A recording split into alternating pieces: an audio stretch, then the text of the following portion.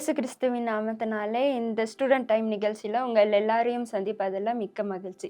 இப்போதும் கூட மிகுந்த ஆனந்த சந்தோஷம் என் கர்த்தர் என்னோட இருப்பதால் என்ற பாடலை கைகளை தட்டி பாடுவோமா? மிகுந்த ஆனந்த சந்தோஷம் என் கர்த்தர் என்னோட இருப்பதால், மிகுந்த ஆனந்த சந்தோஷம் என் கர்த்தர் என்னோட இருப்பதால், குறையிலையே குறையிலையே என் கர்த்தர் என் மேய்ப்பர், குறையிலையே குறையிலையே என் கர்த்தர் என் மேய்ப்பர், மிகுந்த ஆனந்த சந்தோஷம் என் கர்த்தர் என்னோடு இருப்பதால், மிகுந்த ஆனந்த சந்தோஷம் என் கர்த்தர் என்னோடு இருப்பதால், ஆத்துமா தேற்றுகிறார், புது பலன் தருகின்றார். ஆத்துமா தேற்றுகிறார், புது பலன் தருகின்றார். அவர் நாமத்தின் நிமித்தம் நீதியின் பாதையில் நித்தமும் நடத்துகிறார். அவர் நாமத்தின் நிமித்தம் நீதியின் பாதையில் நித்தமும் நடத்துகிறார். குறையிலையே குறையிலையே என் கர்த்தர் என் மேய்ப்பர், குறையிலையே குறையிலையே என் கர்த்தர் என் மேய்ப்பர், மிகுந்த ஆனந்த சந்தோஷம் என் கர்த்தர் என்னோடு இருப்பதால், மிகுந்த ஆனந்த சந்தோஷம் என் கர்த்தர் என்னோடு இருப்பதால், எதிரிகள் கண் முன்னே விருந்து படைக்கின்றார். எதிரிகள் கண் முன்னே விருந்து படைக்கின்றார். புது எண்ணெய் அபிஷேகம் என் தலைமேல் நிரம்பியது என் பாத்திரம். புது எண்ணெய் அபிஷேகம் என் தலைமேல் நிரம்பியது என் பாத்திரம். குறையிலையே குறையிலையே என் கர்த்தர் என் மேய்ப்பர், குறையிலையே குறையிலையே என் கர்த்தர் என் மேய்ப்பர், மிகுந்த ஆனந்த சந்தோஷம் என் கர்த்தர் என்னோடு இருப்பதால், மிகுந்த ஆனந்த சந்தோஷம் என் கர்த்தர் என்னோடு இருப்பதால். இப்போதும் கூட நம்ம எழுந்து நின்று கொண்டு கொஞ்ச நேரம் கண்களை மூடி ஆண்டவரை ஆராதிப்போமா? ஸ்தோத்தரிக்கிறோம் ஆண்டவரே. ஏசப்பா உம்மை துதிக்கிறோம் ராஜா. ஏசப்பா நீங்கள் வானாதி வானங்களை வீற்றிருக்கிற தேவன் ராஜா. ஏசப்பா உயர்ந்த சிங்காசனத்தில் நீங்கள் வீற்றிருக்கிற தகப்பன் ராஜா. ஏசப்பா நீங்கள் எங்களோட இருக்கிறீங்க ராஜா. உண்மை ஆராதித்து உண்மை துதிக்கிறோம் ஆண்டவரே. வானாதி வானங்கள் கொள்ளாதவரே, வார்த்தையால் வர்ணிக்க கூடாதவரே, ஓயாமலும் புகழ் நான் பாடுவேன், இன்றுமே என்றுமே என்றென்றுமே. வானாதி வானங்கள் கொள்ளாதவரே, வார்த்தையால் வர்ணிக்க கூடாதவரே, ஓயாமலும் புகழ் நான் பாடுவேன், இன்றுமே என்றுமே என்றென்றுமே. ஹல்லேலூயா ஹல்லேலூயா ஆமென். ஹல்லேலூயா ஹல்லேலூயா ஆமென். ஹல்லேலூயா ஹல்லேலூயா ஆமென். பரலோக கவனத்தை ஈர்க்க வேண்டுமே, அப்பாவும் கண்களில் கிருபை வேண்டுமே, எப்போதும் என் அருகே நீர் வேண்டுமே, நீர் வேண்டும் நீர் வேண்டும் நீர் வேண்டுமே. ஹல்லேலூயா ஹல்லேலூயா ஆமென். ஹல்லேலூயா ஹல்லேலூயா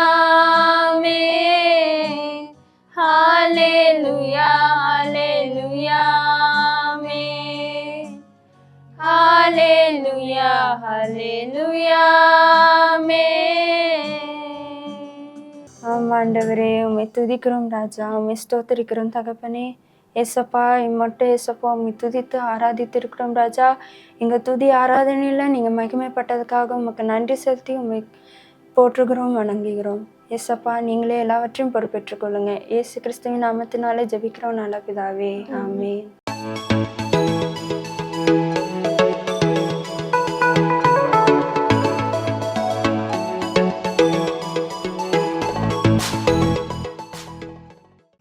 அன்பான மாணவ கண்மணிகளே, உங்களுக்கு கூட அநேக நேரங்களில் நம்மளை யாருமே உயர்வாக பார்க்கலையே, எப்போவுமே நம்மளை குறைச்சே பேசுகிறாங்களேன்னு சொல்லி தோணலாம். அநேக நேரங்களில் நன்மைக்கு ஏதுவாக பேரண்ட்ஸ் சொல்கிறது கூட நமக்கு கசப்பாக தெரியலாம்.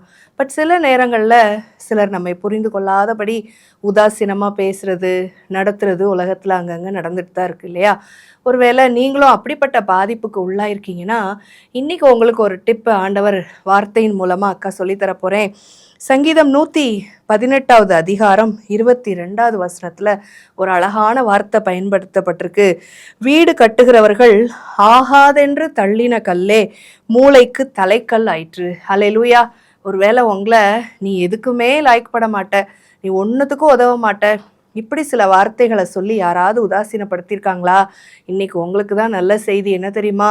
உங்களை தான் ஆண்டவர் மூளைக்கு தலைக்கல்லாம் மாற்ற போகிறாராம். ஹல்லேலூயா. அப்படின்னா என்ன அர்த்தம்? மூளைக்கு தலைக்கல்னா, தலைக்கல்னாலே அது எப்படிப்பட்டது அப்படிங்கிறத வேதாகமமே ஒரு விளக்கம் கொடுக்குது. பாருங்க, ஏசாயா தீர்க்க தரிசன புஸ்தகம்னு பைபிளில் பழைய ஏற்பாட்டில் ஒரு புஸ்தகம் இருக்குது. அதில் 28வது அதிகாரம் 16வது வசனத்தில் இவ்விதம் ஆண்டவரே சொல்லியிருக்கிறார். என்ன வார்த்தை அது? இதோ அஸ்திபாரமாக ஒரு கல்லை நான் சீயோனிலே வைக்கிறேன், அது பரீட்சிக்கப்பட்டதும் விலையேற பெற்றதும் திட அஸ்திபாரம் உள்ளதுமான மூளைக்கல்லாயிருக்கும். ஹல்லேலூயா. அது எப்படி இருக்குமா? டெஸ்டட். நிறைய தடவை டெஸ்ட் பண்ணி பார்ப்பாராம் ஆண்டவர் நம்மளோட லைஃப்பை. நிறைய பேர் சொல்கிற வார்த்தையில் நம்ம ரொம்ப அசராமல் கஷ்டப்படாமல் அதுலேயும் சர்வை பண்ணி கன்சிஸ்டண்ட்டாக ரெசிலியண்ட்டாக திரும்ப மேலே எழும்பி வரோம் பார்த்தீங்களா? அப்போ இந்த மனுஷியை தான் நான் என்ன செய்ய போகிறேன், ஒரு விஷயத்தில் இவங்க இருந்தால் தான் செய்ய முடியுங்கிற அளவுக்கு இவங்களை தலைக்கல்லாம் நாட்ட போகிறேன்னு அவர் தீர்மானிக்கிறார். ஹல்லேலூயா. நம்மளை அவர் எப்படி பார்க்குறாரு? மற்றவர்கள் ஒன்றுக்கும் லாய்க்கலன்னு சொல்லி நம்மளை என்ன சொல்கிறாங்கன்னு இந்த இடத்துல வாசித்தோம். வீடு கட்டுகிறவர்கள் ஆகாதென்று தள்ளின கல்லாம், நீ ஒன்றுத்துக்கும் உதவ மாட்ட, நீ செய்கிறதெல்லாம் சரியில்லை அப்படின்னு தவறாக புரிந்து கொண்டு தப்பாக நம்மளை மிஸ் அண்டர்ஸ்டாண்ட் பண்ணவங்களுக்கு மத்தியில் ஆண்டவர் நம்ம என்ன வாக்குறாராம்? நீ தான் விலையேற பெற்றவள்னு சொல்லி ஸ்ட்ராங் ஃபவுண்டேஷனாக நாட்டுறாராம். திட அஸ்திபாரம் உள்ளவர்களா மூளைக்கு தலைக்கெல்லாம் நாட்டுகிறாராம். எவ்வளோ மகத்துவம் உள்ள வார்த்தையில் இது. இன்னைக்கு ஆண்டவர் நீங்கள் உங்களை குறித்தே இன்ஃபீரியராக நினைத்து எனக்கு படிப்பு வரல, இந்த ஒரு பர்டிகுலர் காரியத்தில் எல்லாரும் செய்கிறது போல் என்னால் செய்ய முடியல, எங்கள் வீட்டில் நான் மட்டும்தான் ரொம்ப குறைவுள்ள ஆளாக இருக்கேன்னு சொல்லி எந்த காரியத்தில் நீங்கள் நினச்சாலும் சரி, ஒருவேளை பெரியவங்க இதை கேட்டுக்கொண்டிருக்கிறவங்க உங்கள் வேலை ஸ்தலத்தில், நிறுவனத்தில், குடும்பத்தில் உதாசீனப்படுத்தப்பட்டிருந்தீங்கன்னா ஆண்டவர் உங்களுக்கு சொல்லுகிற வார்த்தை, நீங்கள் தான் தலைக்கல். ஹல்லேலூயா. பாருங்க, அதே சங்கீதத்துல 13வது வசனம், சங்கீதம் 118:13, நான் விழும்படி நீ என்னை தள்ளினாய், கர்த்தரோ எனக்கு உதவி செய்தார் என்று சொல்லப்பட்டிருக்கிறது. ஹல்லேலூயா. நம்ம கீழே விழும்படி அநேகர் தள்ளி விடுவதற்கு காத்து கொண்டிருக்கிற ஒரு உலகத்துல தான் நம்ம வாழ்ந்து கொண்டிருக்கிறோம். ஒருவேளை நாமும் மற்றவர்களுக்கு அப்படி இடரல் உண்டாக்குகிறவங்களா இருந்திராதபடி எச்சரிப்பா இருப்போம். அதே நேரத்தில் நம்மை உதாசீனப்படுத்துகிற சூழ்நிலை, மனிதர்கள், ஏதோ ஒரு பிரச்சனைகள் அல்லது தானாக வருவிக்கப்பட்ட ஞானமற்ற ஒரு சூழ்நிலை எதுவாக இருந்தாலும் சரி, நாம் தள்ளப்படுவதற்கு ஏதுவான எல்லா சூழ்நிலைகளுக்கும் மத்தியிலும் ஆண்டவர் நம்மை பரீட்சித்து விலையேற பெற்ற கற்களாக, விலையேற பெற்ற மனிதனாக, மனுஷியாக, எதிர்கால தலைமுறையாக மாற்றி நம்மை திட அஸ்திபாரம் உள்ள மூளைக்கு தலைக்கல்லாக மாற்றுகிறார். இதுதான் இன்னைக்குள்ள good news and tips. So stay encourage and continue your run. ஆண்டவருக்குள்ள உங்களுடைய ஓட்டத்தை வெற்றியா ஓடி முடிங்க. நிச்சயமாகவே ஆண்டவர் உங்களை ஒரு பெரிய ஸ்தானத்துல வைத்து மகிழ பண்ணுவார். ஆமென்.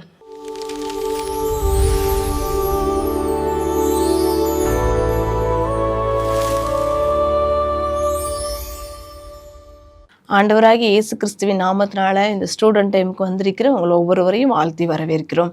ஆண்டவர் நம்மளை ஒவ்வொரு நாளும் கண்ணின் மணி போல பாதுகாத்து அவருடைய செட்டைகளின் மறைவில் மூடி மறைத்து வருகிறார். அதற்காக நம்ம ஆண்டவருக்கு நன்றி செலுத்துவோம். இப்போதும் கூட ஆண்டவர் நம்ம கூட பேசும்படியாக கண்களை மூடி நாம் ஜெபிப்போம். ஆவியானவரே, உம்மை ஸ்தோத்தரிக்கிற ராஜா, உம்மை துதிக்கிறோம் சுவாமி. என் தேவனாகிய கர்த்தர், நீர் எங்க கூட பேசுங்கப்பா. ஆண்டவரே, உம்முடைய சத்தத்தை கேட்கக்கூடிய செவியை நீர் பிள்ளைகளுக்கு கொடுத்துருங்க ராஜா. அவங்க இருதயங்கள் விருத்த சேதனம் பண்ணப்பட நீங்க உதவி செய்யுங்க. உம்முடைய வார்த்தை ஆண்டவரே இயேசப்பா கேதுரு மரங்களை முறிக்கும் என்று சொல்லி நாங்கள் வாசிக்கிறோம். ஒவ்வொருடைய பிள்ளைகளுடைய இருதயத்திலும் இது ஊடுருவி பாயட்டும். உடைய கிருபையுள்ள கரம் குடைந்து நடத்தட்டும். இயேசுவின் நாமத்தில் ஜெபிக்கிறோம் நல்ல பிதாவே, ஆமேன். ஒவ்வொரு நாளும் இந்த ஸ்டூடெண்ட் டைமில் நீங்கள் ஆண்டோடைய சத்தியத்தை கேட்டுக்கொண்டிருக்கிறீங்க. வாழ்க்கையில் எப்படியெல்லாம் வாழணும் அப்படின்றத வச்சு ஒரு சின்ன டிப்ஸ் கேட்டுக்கொண்டிருக்கிறீங்க. இத்தனை நாட்களும் ஆண்டவர் இந்த ஸ்டூடெண்ட் டைமை நடத்துவதற்கு ஆண்டவர் உதவி பாராட்டியிருக்கிறார். இன்றைக்கும் கூட ஒரு புதிய காரியத்தை நீங்கள் கற்றுக்கொள்ளணும்னு சொல்லிட்டு வாஞ்சியோடு இருப்பீங்க அப்படின்னு சொன்னால் ஆண்டவர் உங்கள் இருதயத்தில் பேசுவதற்கு அவர் வாஞ்சியாக இருக்கிறார். ஒரு சின்னதாக அவர் நடந்த சம்பவத்தை சொல்லிட்டு நான் மற்ற செய்திக்குள்ளே போகலாம் அப்படின்னு நினைக்கிறேன். இன்னைக்கு ஆண்டவர் நமக்கு ஒவ்வொருவருக்கும் ஒரு வாய்ப்பை கொடுத்திருக்கிறார். எனக்கு வாய்ப்பே இல்லை அப்படின்னு சொல்றதுக்கு யாருமே இல்லை. இதே மாதிரி நானும் மோட்டிவேஷனல் ஸ்பீச்சில் தான் கேட்டேன். ஒரு வாலிப பிள்ளை +2 முடிச்சிருக்கான், நல்ல மதிப்பெண்கள். தன்னுடைய வாழ்க்கையில் அவள் எதிர்பார்த்தது என்ன அப்படின்னு சொன்னால் காலேஜில் போய் நான் படிக்கணும் அப்படின்னு சொல்லி அவன் நினைக்கிறான். ஆனால் அவளுடைய குடும்ப சூழ்நிலை என்ன ஆகுது அப்படின்னு சொன்னால் அவளால் படிக்க போக முடியல. அவங்க அம்மா அப்பா ரொம்ப கஷ்டப்பட்டவங்க. +2 வரைக்கும் அவளை படிக்க வச்சதே ரொம்ப கஷ்டப்பட்டு அவளை படிக்க வச்சுருப்பாங்க. அதனால் அவங்க அம்மா சொல்லிடுவாங்க, பாப்பா இனிமேல்லாம் நான் உன்னை படிக்க வைக்க முடியாது, நீ வேலை பார்த்தா தான் நம்ம வீட்டை ரன் பண்ண முடியும் அப்படின்னு சொல்லிடுறாங்க. இந்த பாப்பாவுக்கு சரின்னு சொல்லிட்டு காலேஜுக்கு போகணும்னு ஆசை. ஆனால் போக முடியாத ஒரு சூழ்நிலை. காலையில் எந்திரிச்சோடனே விறகு பிறக்க போவா. அந்த விறகு பிறக்கி சாயங்காலம் விற்று அதுலேருந்து வர வருமானத்தை வச்சு அவங்க ஃபேமிலி சாப்பிட்டுட்டு இருக்கிறாங்க. அவங்க அப்பா உடம்புக்கு முடியாதவங்க. ஆனால் இவளுக்கு ஒரு ஆசை என்ன அப்படின்னு சொன்னால், எப்படியாவது நான் காலேஜ் படிக்கணும் அப்படின்னு சொல்லிட்டு அவளுடைய ஆசையை யார்கிட்ட சொல்லன்னு தெரில, யார் நிறைவேற்றுவான்னு சொல்லி தெரியல. அப்போ அவள் என்ன செய்றா அப்படின்னு சொன்னால், அந்த விறகு விற்கிறதுக்கு டவுனுக்கு போகணும் பார்த்தீங்களா. அப்போ அந்த டவுனுக்கு போகும்போது அவள் போகிற வழியில் ஒரு காலேஜ் இருக்குமா. அந்த காலேஜில் போய் பிள்ளைங்க வர்ற நேரத்தில் அவன் நின்றுக்கிட்டே ஒவ்வொரு பிள்ளைங்களா பார்த்து பார்த்து சிரிச்சுக்கிட்டே இருப்பாளாம். இது ஒரு நாள் இல்லைங்க, 2 நாள் இல்லைங்க, 1 மாதம் இந்த பாப்பா தன்னுடைய ஆசையை இருதயத்தில் வச்சுக்கிட்டு நான் எப்படியாவது படிக்கணும், இந்த பிள்ளைங்க மாதிரி நானும் நல்ல ட்ரெஸ் போடணும், இந்த பிள்ளைங்க மாதிரி நானும் பேக் போட்டு காலேஜுக்கு போகணுமேன்னு சொல்லிட்டு ஆசையாக பார்த்துக்கிட்டே இருப்பாளாம். இதை அந்த வாட்ச்மேன் கவனிச்சுக்கிட்டே இருந்திருக்கிறாரு. என்னடா இந்த பிள்ளை பார்க்குறக்கு நல்லா தான் இருக்கிறா, டெய்லி நல்லா தான் வர்றா, ஆனால் டெய்லி சாயங்காலம் இந்த இடத்துல நின்று ஒவ்வொருத்தங்களையா பார்த்து பார்த்து சிரிச்சுக்கிட்டே இருக்கிறாளே அப்படின்னு சொல்லிட்டு இவருக்கு ரொம்ப டவுட் ஆச்சு. அப்போ எல்லாரும் போயிட்டாங்க. இந்த பாப்பாவை கூப்பிட்டு கேட்டார், பாப்பா நீ எதுக்கு இங்கே நின்று எல்லாரையும் பார்த்துக்கிட்டே இருக்கிற அப்படின்னு சொல்லி கேட்டார். உடனே அவள் கண்களில் பயங்கரமான ஒரு கண்ணீர். ஏன் பாப்பா அழுகிற, நான் வேற ஒன்றுமே உன்னை கேட்கலையே அப்படின்னு சொல்லி வாட்ச்மேன் கேட்டார். அப்போ அவள் சொன்னது என்ன தெரியுமா, அங்கிள் எனக்கு படிக்கணும்னு ரொம்ப ஆசை, ஆனால் எங்கள் வீட்டில் உள்ள சூழ்நிலை என்னை படிக்க வைக்க முடியலை, அதனால் நான் டெய்லி விறகு பிறக்கி இங்கே டவுனில் விற்கிறதுக்கு வருவேன் அங்கிள். அப்போ இந்த காலேஜ்லேயாவது நம்ம நின்று இவங்க படிக்க போகிறவங்கள பார்ப்போமே அப்படின்னு சொல்லி தான் நான் பார்த்துட்ருக்கேன் அங்கிள் அப்படி சொன்னான். உடனே அவருக்கு மனசு அப்படியே உடஞ்சி போச்சு. ஏன்னா எத்தனை பிள்ளைங்களுக்கு சான்ஸ் கொடுக்கப்பட்டு அதை பயன்படுத்தாமல் இருக்கும்போது இப்படி ஒரு ஏழ்மை நிலையில் இருக்கிற பிள்ளைக்கு படிக்கக்கூடிய ஆசை இருந்தும் படிக்க முடியலையேன்னு சொல்லிட்டு அவர் சொன்னார், பாப்பா என்னையால ஹெல்ப் பண்ண முடியாது, நீ நாளைக்கு காலையில் காலேஜ் ஆரம்பிக்கும் போது நீங்கள் வா, நான் உன்னை டீச்சர்ஸ்கிட்ட கூப்பிட்டு போகிறேன் அப்படின்னு சொல்லிட்டு அதே மாதிரி அடுத்த நாள் காலையில் சொன்ன டைமுக்கு அவன் அந்த காலேஜ் வாசலில் நின்னான். அப்போ வாட்ச்மேன் என்ன பண்ணாருன்னா அந்த பிள்ளையை கூப்பிட்டு போய் என்ன பண்ணுறாரு அப்படின்னு சொன்னால் அங்கே இருக்கிற டீச்சர்ஸ்கிட்ட நிப்பாட்டினார். இப்படி இந்த பிள்ளை ஆசைப்படுறான்னு சொன்னே டீச்சர் சொன்னாங்க, எங்களால் என்ன பண்ண முடியும், நீங்கள் பிரின்ஸ்பாலை வேணால் பார்க்க சொல்லுங்கன்னு சொல்லிட்டு பிரின்ஸ்பாலில் பார்க்குறதுக்காக இந்த பிள்ளையை விட்டுட்டு நீ பிரின்ஸ்பாலை பார்க்குறக்கு இங்கே நில்லு பாப்பா, அவர் எப்போ வராரோ அவரை பார்த்துக்கோன்னு சொல்லிட்டு வாட்ச்மேன் வந்துட்டார். இந்த பிள்ளை கிட்டத்தட்ட ஒரு 3-4 மணி நேரம் அந்த காலேஜ் பிரின்ஸ்பாலை பார்க்குறக்காக வெயிட் பண்ணிட்டு இருந்தான். பண்ணி எல்லாம் முடித்த பிறகு அவர் கேட்டார், பிரின்ஸ்பாலை பார்க்கக்கூடிய அந்த சந்தர்ப்பம் வந்துச்சு. அப்போ என்ன பாப்பா உனக்கு என்ன வேணும்னு சொல்லி கேட்கும்போது, சார் நீங்கள் இந்த காலேஜில் எத்தனையோ கோர்ஸ் இருக்கும்ல, அதில் எந்த கோர்ஸு ஃபீஸ் கம்மியாக இருக்குமோ அந்த கோர்ஸை எனக்கு தாங்க சார், நான் டெய்லி கொஞ்சம் கொஞ்சமாக காசு கட்டி நான் உங்களை ஃபீஸ் எல்லாம் கட்டி முடிச்சிடறேன் சார், ஆனால் எனக்கு படிக்கணும்னு ஆசையாக இருக்குது சார்னு சொல்லிட்டு கண்ணீரோடு அவர் அந்த பிரின்ஸ்பால்கிட்ட கேட்டார். இவ அழுததை பார்த்துட்டு அந்த பிரின்சிபல் அந்த காலேஜில் இருந்த ஒரு ரொம்ப ஃபீஸ் கம்மியாக கட்டக்கூடிய ஒரு சப்ஜெக்ட் அவளுக்கு கொடுத்தாரு. அதை எடுத்து அவள் படித்தா. டெய்லி அவளுக்கு கிடைக்கிற 10 ரூபாய் 20 ரூபாய் 100 ரூபான்னு சொல்லிட்டு சேர்த்து வச்சு அவள் அந்த ஃபீஸை கட்டியும் முடித்தாங்க. அது மாத்திரம் இல்லை, அந்த பாப்பா அந்த காலேஜில் படிக்கிற நேரங்கள் தவிர ஃப்ரீ ஹவர்ஸ் அப்படி ஏதாவது இருந்துச்சு அப்படின்னு சொன்னால் லைப்ரரியில் போய் உட்காந்து நிறைய புக்ஸ் அவள் வாசித்துக்கிட்டே இருப்பாளாம். இப்படி வாசித்துட்டே இருக்கிறதுனால அவள் காலேஜ் முடிஞ்சு இன்டர்வியூ வைக்கும்போது அந்த பாப்பா கேம்பஸ் இன்டர்வியூவில் செலக்ட் ஆனா. அது மாத்திரம் இல்லை, அவளுக்கு ஃபாரினில் போய் வேலை செய்யக்கூடிய ஒரு சந்தர்ப்பமும் கிடச்சிச்சு. இன்றைக்கி அவள் ஃபாரினில் வேலை செஞ்சிட்ருக்கா. அது மட்டும் இல்லை, அவள் கஷ்டப்பட்டு படித்ததுனால கஷ்டப்படுற பிள்ளைங்களை எப்படியாவது நான் படிக்க வைக்கணும்னு சொல்லிட்டு இன்றைக்கி 7 ஸ்டூடெண்ட்ஸை அவள் படிக்க வைக்கிறாளாம். பாருங்களேன், ஒரு சந்தர்ப்பமே இல்லை, ரொம்ப கஷ்டப்பட்ட ஒரு சூழ்நிலையில இருந்த அந்த பிள்ளை நான் எப்படியாவது படிக்கணும்னு சொல்லிட்டு ஆசைப்பட்டு தன்னுடைய ஆசையை நிறைவேற்றுவதற்கு அவ காலேஜ் முடிஞ்ச நேரங்கள் எல்லாம் வேலை செஞ்சு அதுலேருந்து வர வருமானத்தை வச்சு ஃபீஸை கட்டி படித்தா.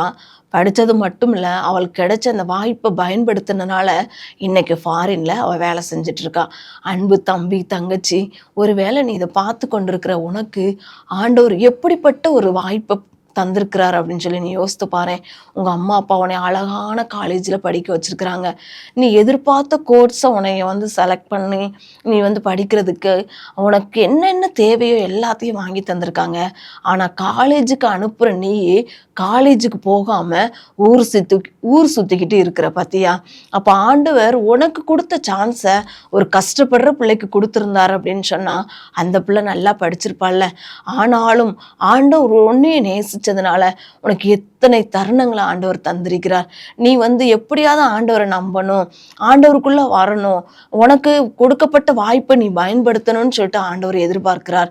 நீ ஒன்னே ஏமாத்திக்கிற. ஃபர்ஸ்ட் நீ படிக்க வேண்டிய நேரத்தில் படிக்காம செய்ய வேண்டிய வேலையை செய்யாம நீ உன் மனம்போட போக்குல ஊர் சுத்திக்கிட்டு நான் அந்த பரீட்சை வரும்போது நான் எல்லாம் பார்த்துக்கிருவேன், நாளைக்கு பரீட்சைனா நான் இன்னைக்கு நைட்டு உட்காந்து படிச்சு நான் பாஸ் பண்ணிடுவேன் அப்படின்னு சொல்லி நீ நினைக்கிற. இல்லை தம்பி, இல்லை தங்கச்சி, உனக்கு கொடுக்கப்பட்ட சான்ஸை நீ அன்னைக்கு பயன்படுத்தினா மட்டும்தான் உன் லைஃப்ல நீ நினைச்ச காரியங்களை சாதிக்க முடியும். நீ பாஸ் பண்ணலாம், அந்த பரீட்சைக்கு முந்தின நாள் நீ படிச்சினா பாஸ் பண்ணலாம், ஜஸ்ட் பாஸ் எடுப்ப, அதை கொண்டுட்டு எங்கேயும் நீ வேலைக்கு போக முடியாதுல்ல. அப்போ ஒவ்வொரு நாளும் உனக்கு கொடுக்கப்பட்ட டைமை, காலேஜுக்கு போக வேண்டிய நேரத்தை நீ கரெக்டாக காலேஜுக்கு போகணும், படிக்க வேண்டிய நேரத்தில் நீ கரெக்டாக படிக்கணும், உனக்கு ஒரு பிளான் நீ வச்சுக்கணும்.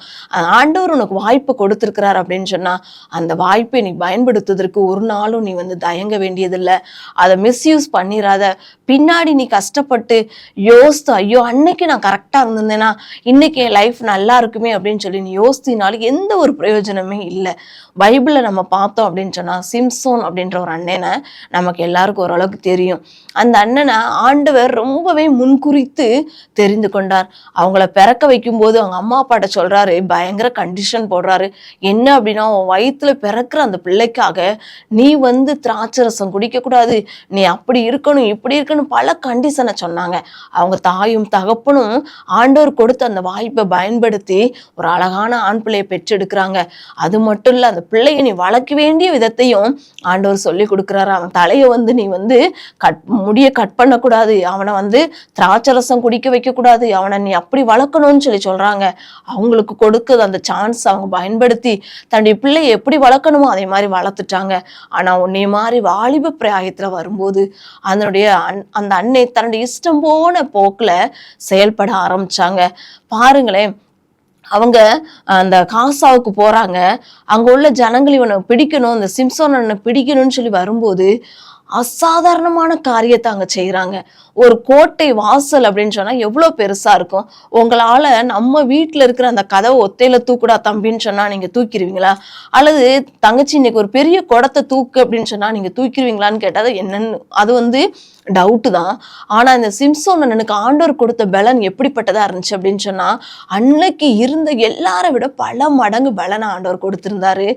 அழகான ஒரு வாய்ப்பை கொடுத்திருந்தாரு. எப்படி அப்படின்னு சொன்னா, இஸ்ரவேல் ஜனங்களை ரட்சிக்கணும் அப்படின்றது அந்த அண்ணன் மேல வைத்த ஒரு திட்டம், ஒரு நோக்கமா இருந்துச்சு. ஆனா இந்த அண்ணன் என்ன பண்ணாங்க அப்படின்னு சொன்னா, அவங்க இஷ்டத்துக்கு தன்னுடைய வாழ்க்கையை மாற்றி அமைச்சாங்க.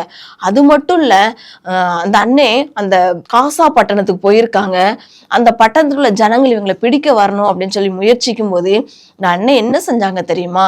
அவங்க அந்த கோட்டை வாசலை அப்படியே அசைச்சு பிடுங்கி அந்த தாழ்பால்னு சொல்றாங்க, அந்த கதவை தாங்கி நிக்கிற அந்த பலகையும் கூட தூக்கி தன்னுடைய தலை மேல வச்சுக்கிட்டு மலையின் மேல ஏறினாங்கன்னு சொல்லி போடப்பட்டிருக்கு. கொஞ்சம் யோசித்து பார்க்க முடியுதா? நம்மளால ஒரு கதவையே அசைக்க முடியாது, அவ்வளவு ஸ்ட்ராங்கா அதை கட்டியிருப்பாங்க. அப்படிப்பட்ட ஒரு இடத்துல இருக்கிறதுல ஒரு பட்டணத்து வாசல் எப்படி இருக்குன்னு பாருங்க. அந்த பட்டணத்து வாசலை அசைச்சு பிடுங்கி தோல் மேல வச்சுக்கிட்டு எங்க போறாங்க அப்படின்னு சொன்னா மலையின் மேல் ஏறி போறாங்க தம்பி. அப்ப ஆண்டவர் உனக்கும் மலை மேல் ஏறி போகக்கூடிய பலனை கொடுத்திருக்கிறார். உனக்கும் ஒரு உன்னத ஸ்திதிக்கு உன்னை கொண்டு போகணும், ஒரு மலை மேல் இருக்கிற பட்டணமா உன்னை மாற்றணும்னு சொல்லிட்டு ஆண்டவர் உன் மேல ஒரு திட்டத்தையும் ஒரு தரிசனத்தையும் வைத்திருக்கிறார். ஆனா அந்த சிம்சோன் அண்ணன் என்ன பண்ணாங்க அப்படின்னு சொன்னா தன்னுடைய வாய்ப்பை தவற விட்டுட்டாங்க. ஒரு பெண்ணின் மேல தன்னுடைய கண்ணை பறக்க விட்டுட்டாங்க. அதனால என்ன ஆகுது அப்படின்னு சொன்னா அவ தினம் தினம் அவனை அலட்டி கொண்டே இருக்கிறா. ஃபர்ஸ்ட் உன்னுடைய பலன் எதனால வருது, உன் பலன் எதனால உனக்கு பலன் இருக்குன்னு சொல்லுன்னு சொல்லிட்டு அவனை பயங்கரமா அவனை இம்சை பண்ணிக்கிட்டே இருக்கிறா. அதனால என்ன ஆகுது அப்படின்னு சொன்னா ஆண்டவர் ஆனாலும் அவருடைய உண்மையை சொல்லக்கூடாது அப்படின்றக்காக ஒரு 3 சான்ஸை ஆண்டவர் ஏற்படுத்தி கொடுக்கிறார். ஃபர்ஸ்ட் அவன் சொல்றான், என்னுடைய பலன் ஒரு புது கயிறுனால என்னை கட்டுனா என்னுடைய பலன் போயிரும்னு சொல்றான். அடுத்து என்னுடைய முடியெல்லாம் பின்னி 7 பாகையில அடிச்சா என்னுடைய பலன் போயிரும்னு சொல்றான். அடுத்து யாரும் யூஸ் பண்ணாத கயிறுனால என்னை கட்டிட்டா என் பலன் போயிரும்னு சொல்றான். பாருங்களேன், ஒரு முட்டாள்தனமான காரியம். அவன் ஃபர்ஸ்ட் டைம் சொல்லும் போதே அந்த காரியத்தை செஞ்சு பெலிஸ்தியர்கள் அவனை பிடிக்க வராங்க. அதை பார்த்தும் கூட அவனுக்கு உணர்வடையக்கூடிய அந்த இறுதி அங்க இல்லை. ஆண்டவர் என்னை தெரிந்தெடுத்திருக்கிறார் அப்படின்ற ஒரு எண்ணம் அங்க இல்லை. ஆண்டவர் என் மேல ஒரு திட்டத்தை வைத்திருக்கிறார் அப்படின்ற ஒரு எண்ணம் இல்லாம அந்த அண்ணன் என்ன பண்றாங்க அப்படின்னு சொன்னா தன்னுடைய மனதுல இருக்கிறத ஒரு பெண்ணுக்கு வெளிப்படுத்தணும். அவ நம்மளை ஏமாத்துறான்றது கூட தெரியாதவங்களா அவங்களோட திட்டத்தை விட்டு விலகி போகிறாங்க. 1 டைம் 2 டைம் 3 டைம் அப்படியே பண்ணி பெலிஸ்தியர்கள் வாராங்க. இந்த அண்ணே ஆண்டவர் கொடுத்த அந்த வாய்ப்பை பயன்படுத்த விடாதபடி நழுவி அந்த பெண்ணிடத்துல எல்லாவற்றையும் சொல்றாங்க. 4 டைம் உண்மையை சொல்லிட்டாங்க. என்ன அப்படின்னு சொன்னா என் முடியை நான் பிறந்ததுல இருந்தே என் முடி கத்திரிக்கப்படலை, நீங்க என் முடியை வெட்டிட்டீங்க அப்படின்னா என் பலன் போயிரும்னு சொல்லிட்டு எப்படி ஒரு முட்டாள்தனமான காரியம் பார்த்தீங்களா? இன்னைக்கு நீங்க எத்தனை பேர் உங்க வாழ்க்கையை முட்டாள்தனமாய் கழித்து கொண்டிருக்கிறீங்கன்னு பாருங்களேன். ஒரு பெண்ணுக்காக இல்லை நீ உன்னோட பாய் ஃப்ரெண்டுக்காக உன் இருதயத்துல இருக்கிற காரியங்களை எல்லாம் அவங்கள்ட சொல்லி நீ நினைச்ச வாழ்க்கைய நினைச்ச காரியங்களை எல்லாம் அந்த பெண்ணிட்ட சொல்லி அல்லாட்ட அந்த பையன்கிட்ட சொல்லி உன் வாழ்க்கையை நீ இழந்து போகக்கூடிய ஒரு தருணத்துல நிக்கிறியா? நீ இன்னைக்கு யோசித்து பாரு. இன்னைக்கும் உனக்கு முடியல, ஆண்டவர் சிம்சோனுக்கு இன்னொரு வாய்ப்பை கொடுத்தார். இழந்து போன தருணத்துல நிக்கிறீங்களா? சிம்சோன் தன்னுடைய முடியை வெட்டினா என்னுடைய பலன் போயிரும்னு சொன்னா அதே மாதிரியே அந்த பெண் அவனை மடியில படுக்க வச்சு அவனுடைய முடியை வெட்டி அன்னைக்கு பிடிக்க வராங்க. எதிரிகள் அவனை பிடிக்க வராங்க. எப்பவும் போல எனக்கு பலன் இருக்குன்னு சொல்லிட்டு ஆண்டவர் தன்னை விட்டு எடுபட்டதை கூட உணராம அவன் எந்திரிச்சு நிக்கிறான். அங்கதாங்க என்ன நடக்குதுன்னு தெரியுமா? ஒரு நிமிஷம் பாருங்க, கேளுங்களே. அங்க சிம்சோனை எதிரிகள் பிடிச்சிட்டாங்க. அது மட்டும் இல்ல, கூட்டுட்டு போய் சிம்சோனோட கண்ணை பிடுங்கிட்டாங்கங்க. கண்ணாலதான் அவன் பாவம் பண்றதுக்கு ஒரு பெண்ணை தேடி இன்னொரு தேசத்துக்கு போறான். அதே கண் அன்னைக்கு சிம்சோனை விட்டு பிடுங்கப்பட்டது. அது மட்டும் இல்ல, அநேகருக்கு வேடிக்கை காட்டக்கூடிய ஒரு வேடிக்கை பொருளாய் சிம்சோன் ஆக்கப்பட்டான். அப்போ யோசித்து பாருங்களேன், அவன் எவ்வளவு மனம் வந்திருப்பான், அவனுடைய வாழ்க்கையில எவ்வளவு கஷ்டத்தை அனுபவிச்சிருப்பான். ஐயோ, ஆண்டவர் என்னை எப்படி ஒரு ஸ்திதியில என்னை படைச்சாரு, என்னை ஆண்டவர் எப்படி ஒரு பெரிய திட்டத்தை என் மேல வைத்திருந்தார், இஸ்ரவேல் ஜனங்களை ரட்சிக்கணும் தானே ஆண்டவர் என்னை தெரிந்து கொண்டார். ஆனா இன்னைக்கு நான் கண் பிடுங்கப்பட்டவனாய் ஒரு வேடிக்கை பொருளாய் நிக்கிறேனேன்னு சொல்லிட்டு அந்த இடத்துல கண்ணீர் வடிச்சாங்க. கண்ணீர் வடிச்சு தன்னுடைய வாழ்க்கையை கழிச்சிருப்பாங்க. அதே போல இன்னைக்கும் ஆண்டவர் உனக்கு கொடுத்த இந்த வாலிப பிரயாயத்தை நீ இழந்து போய் நிற்கிறாயா? வாலிப பையனை நம்பி தங்கச்சி நீ உன் வாழ்க்கையை இழந்து நிற்கிறாயா? இல்லை தம்பி நீ ஒரு பெண்ணை நினைச்சு உன்னுடைய படிப்பை இழந்து நிற்கிறாயா? உனக்கு வர வேண்டிய அந்த பதவி உயர்வை நீ இழந்து நிற்கிறாயா? ஒரு நிமிடம் நீ யோசித்து பாரு. ஒருவேளை சிம்சோனை போல இன்னைக்கு ஒருவேளை உன் கண் பிடுங்கப்பட்ட சூழ்நிலையில நீ இருந்த அப்படின்னு சொன்னா சிம்சோன் கடைசி ஆண்டோடைய சமூகத்துல கேட்கிறாரு, ஆண்டவரே இந்த பெலிஸ்தியர்கள் எல்லாரும் எல்லாரும் ஒரு பண்டிகை கொண்டாடுறாங்க. அந்த பண்டிகையில சிம்சோனை வேடிக்கை காட்டும்படி பற்ற வைக்கிறாங்க. அப்போ சிம்சோன் என்ன செய்யறாரு அப்படின்னு சொன்னா, ஆண்டவரை நோக்கி முறையிடுறார். ஆண்டவரே, நான் இந்த விருத்த சேதனம் இல்லாத பெலிஸ்தர்களோடு நான் சாக போறேன். ஒரு விசை எனக்கு பலன் தாங்க, இந்த ஒரு விசை எனக்கு பலன் தாங்க அப்படின்னு சொல்லி கேட்கும்போது ஆண்டவர் பலன் தருகிறார். அது எப்படிப்பட்ட பலனை கொடுத்தார் அப்படின்னு சொன்னா, ஒரு சிறு பையன் அங்க இருக்கிற தூணை தன்னுடைய 2 கைகளாலும் பிடிக்க வைக்கிறான். அந்த 2 தூண்களையும் பிடித்து கொண்டு, ஆண்டவரே எனக்கு உதவி செய், இந்த ஒரு விசை எனக்கு உதவி செய்யுன்னு சொல்லிட்டு சிம்சோன் கதறுகிறான். அந்த இடத்திலும் ஆண்டவர் சிம்சோனின் சத்தத்தை கேட்டு அவனுக்கு மறுபடியுமாய் அந்த பலனை கொடுக்கிறார். அன்றைக்கு அவன் சொல்லிட்டு மடிகிறான், ஆண்டவரே இந்த பெலிஸ்தரோடு நானும் மடிகிறேன்னு சொல்லிட்டு. பாருங்களேன், ஆண்டவர் சிம்சோனுக்கு மறுபடியும் ஒரு வாய்ப்பை கொடுக்கிறார். அன்னைக்கு ஆண்டவர் எனக்கு பலன் தாங்கன்னு சொல்லி கேட்கும்போது அவனிடத்திலிருந்து எடுபட்ட அந்த பலன் மறுபடியுமாய் அவனுக்குள் வருகிறது. அன்பு தம்பி தங்கச்சி, இன்னைக்கு ஆண்டவர் உனக்கு கொடுத்த சான்ஸை நீ இழந்து போய் நிற்கிற அப்படின்னு சொன்னா, மறுபடியும் நீ ஆண்டவர்கிட்ட வா. ஆண்டவர் உன்னை ஏற்றுக்கொள்வதற்கு அவர் ஆயத்தமுள்ள தேவனாய் இருக்கிறார். அவர் உன்னை விரும்பி உன்னை தாயின் கற்பத்துல தெரிந்து கொண்டு உன்னை அவருடைய பிள்ளையாய் வாழும்படி ஆண்டவர் அழைத்திருக்கிறார். அந்த திட்டத்துக்குள்ள நீ வரணும்னு சொல்லிட்டு அவர் தன்னுடைய அன்பின் கயிறுகளால உன்னை கட்டி பிடிச்சு கொண்டேதான் இருக்கிறான். நீ எப்போ வருவன்னு சொல்லிட்டு.